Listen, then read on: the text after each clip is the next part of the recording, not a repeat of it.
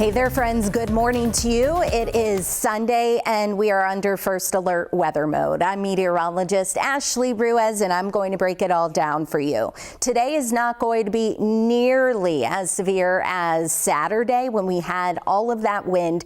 Definitely nothing like Friday when we had that atmospheric river bringing us some heavy but beneficial rain. But we're not done with the rain. We have another front moving in and it's weaker than the previous system.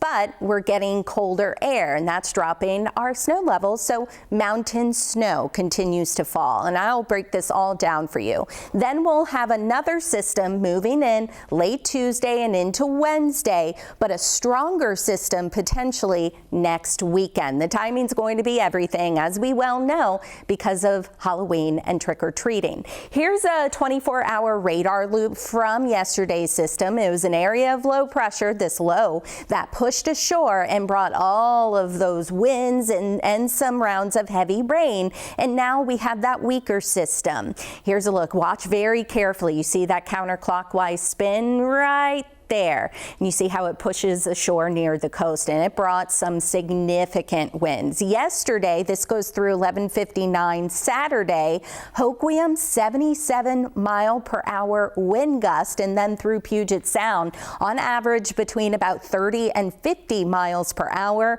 And since midnight, this is as of Sunday, you see wind gust around 30 to maybe 40 miles per hour. The good news is winds are settling down, though today could still be on the breezy side. But we are under first alert weather mode today because we have rain, and that's going to switch to showers. Even with not really strong winds, we could still have some damage with some of those leaves coming down, maybe pulling some branches. I wanted to show you all of the photos that we've received from you. And in Everett, Richmond Beach, you see a lot of tree limbs coming down, trees in general coming down, a lot of the leaves everywhere on cars. Unfortunately, we had one death. A man did die from a tree falling down in Roy. And so this just goes to show that early on with these systems rolling in with all of that foliage, it doesn't take much. And we're well aware of that. The first couple of systems, even if they're not super strong, could cause a lot of damage like this. So we want to thank you for sharing all of your photos with us.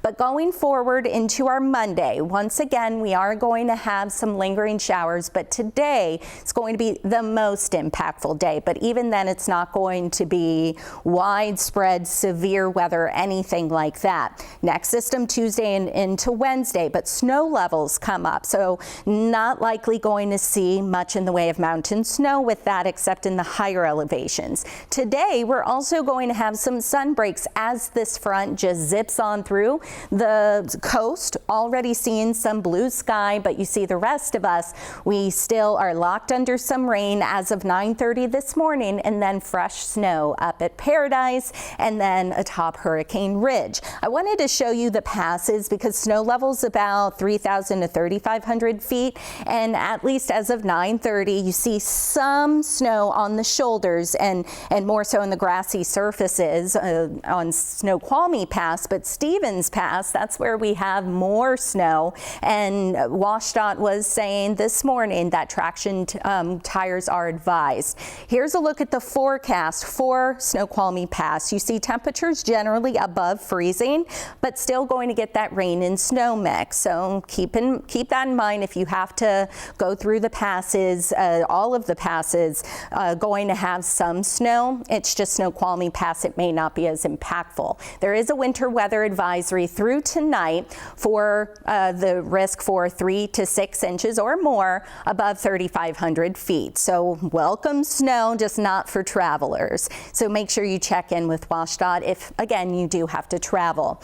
Here's a look from our Queen Anne camera, and you see it is gray, it is rainy, a little breezy, but once again, not expecting all of the significant winds like what we had yesterday. Winds should start to relax as the day goes on, maybe a little breezy at times. Temperatures are going to be cooler, only in the 40s to about 50 for some. In terms of timing of the rain, this is later this morning. You see more rain, but it tapers off to showers into the afternoon, and we'll get some sun breaks. Meanwhile, in the mountains, we have that snow falling, maybe even some convergence setting up this afternoon, this evening over King and Snohomish County.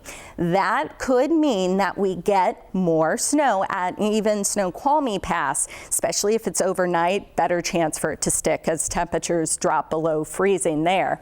But then Monday morning we'll have passing showers, but it's going to be more showery at times. We'll have some sun in the mix as well. And then Tuesday, a couple of showers during the day, but watch what happens late Tuesday. The timing may change between now and then, but this is going to be a quick moving system moving in Tuesday night and into Wednesday morning. So there is the potential that we have a wet commute Wednesday, but most of the rain should wrap up by then. Now, over the next 3 days, overall rain totals are going to be on the lower side of things, but still beneficial, about 1 to 2 to the coast up in the mountains. Now, this is liquid water, so 1 to 2 inches there. And then for much of Puget Sound, 1/4 of an inch, maybe up to 3/4 of an inch, except where that convergence zone sets up. And then the southwest interior, maybe about 1/2 of an inch and 1/4.